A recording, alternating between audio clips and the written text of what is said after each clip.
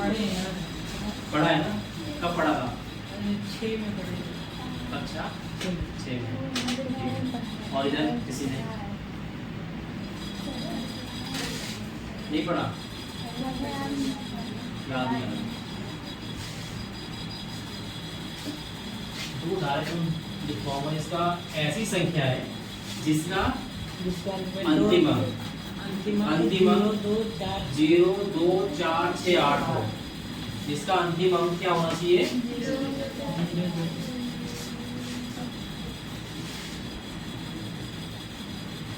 अंतिम अंक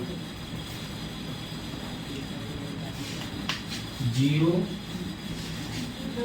2 4 6 8 हो। तो ऐसी संख्या है जिसका अंतिम अंक 0 2 4 6 8 हो। वो संख्या क्या होंगी? 2 से विभाज्य होंगी। क्या होंगी? 2 से विभाज्य होंगी। एग्जाम्पल आप लोगों को पता है, जैसे मान लो यहाँ पे 12 है भाई, इस पे क्या देखना है? अगर आपके पास ये क्वेश्चन आ जाए कि बताइए 12 2 से डिवाइड है या नहीं है, आप क्या देखोगे? डिवाइड करोगे? आप क्या देखोगे? 2 यहाँ देखोगे 2, तो क्या कर दोगे? उसको कर दोगे ना, टिक कर दोगे कि हाँ 2 से डिवाइड है। क्यों है? क्योंकि इसके अंतिम अंक क्या है? 2 है। इसलिए क्या होगा? मान लो हमारे पास बहुत बड़ी संख्या आ जाए कोई 0, क्या ये होगा?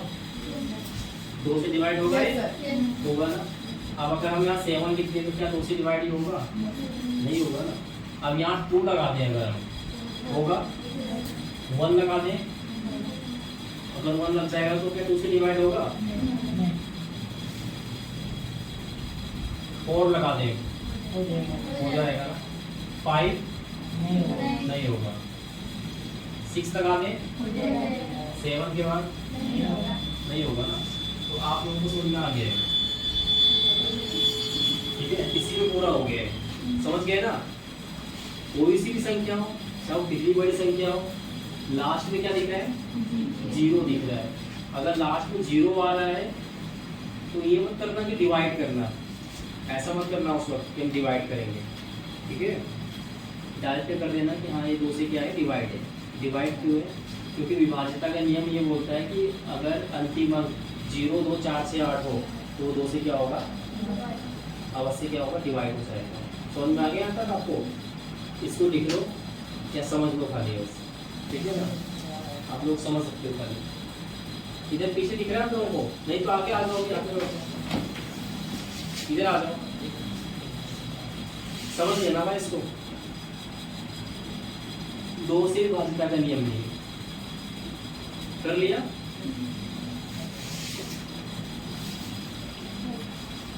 मिटा दे इसको।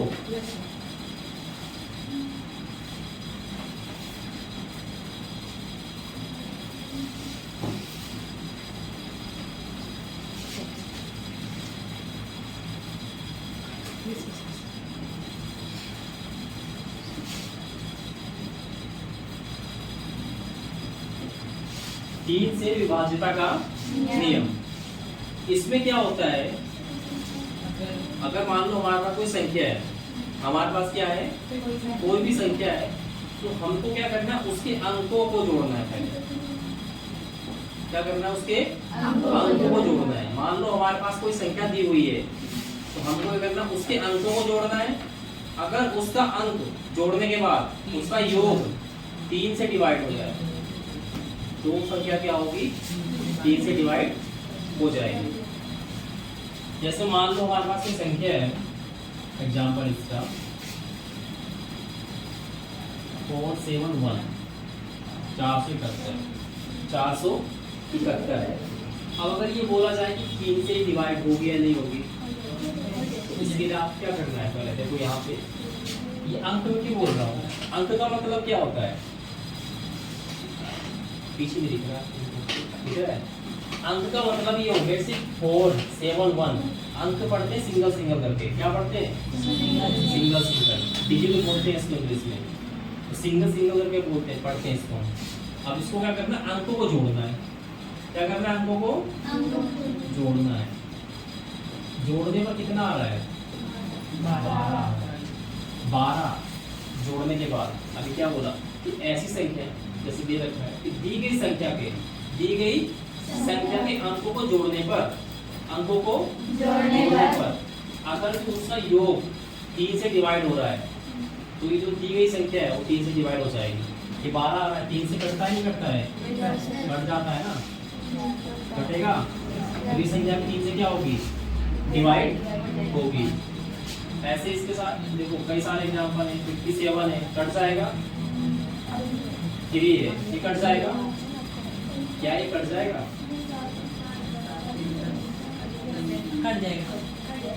बताओ, कट जाएगा 7 3 कट जाएगा ना, 7 3 10 देखो 5 + 7 + 3 कितना हो जाएगा ये, 3 से डिवाइड होता है ये 15 अगर 3 से डिवाइड हो रहा है तो इस संख्या में क्या 3 से डिवाइड होगी। तो हमको ऐसे ही चेक करना है। हो गया, आपका समझ में आ गया, कर लोगे आप लोग, हो जाएगा, ठीक है।